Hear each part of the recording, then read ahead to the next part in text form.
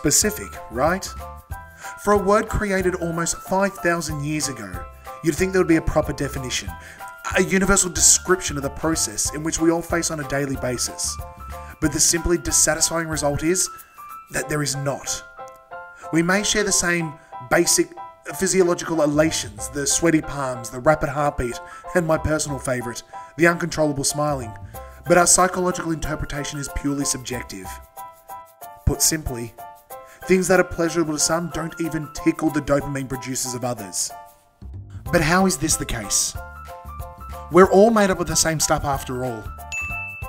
So why is it that some of us become simply ecstatic from the idea of performing an interpretive dance for a booming theatre of hipsters, and others gain that same rush purely from finishing a good cheesy romance at 2 AM in their snuggie? That some of us have to create culinary masterpieces to satiate their thirst for happy brain chemicals, and others can be just as happy eating. I guess that's why it's so difficult to define. After all, if all of our unique minds tried to fit in with this one version of happy, it wouldn't really be happy, would it? It would be a fabrication. A false showing of contentment on the outside with utter emptiness on the inside. We all know what it's like to change ourselves to fit in with someone else's subjective version of happiness. We shouldn't, but we do. And we know it doesn't work. We end up stuck in a rut, a spiral of self-deprecation weaving itself beneath our skin until we turn cold, numb, broken. Then those things we knew brought us joy in the past seems like more of a task, a chore, an unrewarding effort exerting more energy than we have access to. The whole point of existence becomes tiresome as inspiration drains from our lives. We become greedy, longing for more and more in order to form a smile of the shortest duration. Eaten away by jealousy, hungering after the achievements of others, or even sometimes the achievements of a past self.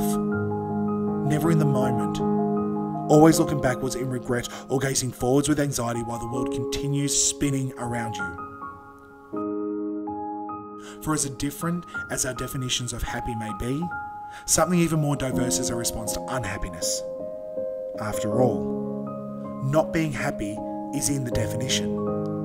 So subjectiveness suggests you're basically alone in dealing with it. And the weirdest thing?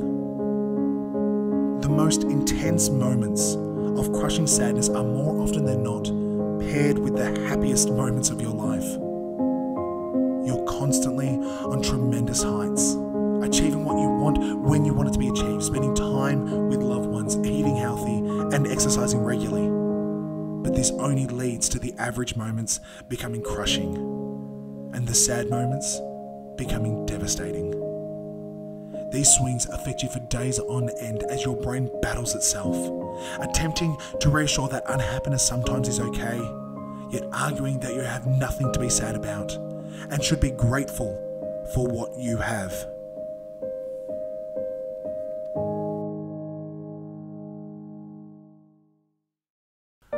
But sometimes, on rare occasions likened to that of miracles, we stumble upon a happiness when it is least expected. Something or someone so unfathomably perfect that suddenly a whole lot of meaning implements itself back into our lives. A little more sunshine lets itself through our blinds in the morning. The shower seems a little easier to leave. The working day passes that fraction of a second faster, and all because of this one thing. It's exhilarating. Pure passion begins to pour through your veins as the thought of being with that special thing sends your body spiraling into a feeling of total weightlessness. There it is again. That reference back to pleasure and joy, but in regards to something, or even someone. This only further confuses the quest for an overall definition of happy, because it suggests the presence of this thing or person is the sole decider of whether or not you experience jubilation. But where does that leave you without them? After all, as independent beings, we cannot be attached to one thing or person at all times.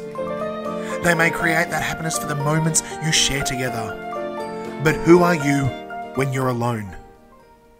In the end, the biggest challenge is knowing who you are as a person at 3 AM, when no one else is awake aside from you and the stars. At 11:30, when you're slumming over unfinished assignments, craving that lunch break. At 4 p.m, when you finally come home and set up your feet, juggling between a want for coffee or tea. No one is going to come in and tell you which one you will like better. You're going to decide.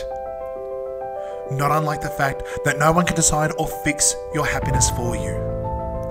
No matter how neutral you feel, no matter how down in the dumps, it is up to you to take charge and crawl out of those situations. You're responsible for your own well-being, for the ways in which you want to prosper. When all is said and done in the end, the only way to properly achieve it is to take the full responsibility for it. So I guess that's how it can be defined. You, as a person, have the ultimate power of being happy. You are a pure passion in the face of failure. You are all the pleasures that accompany love. You are happiness.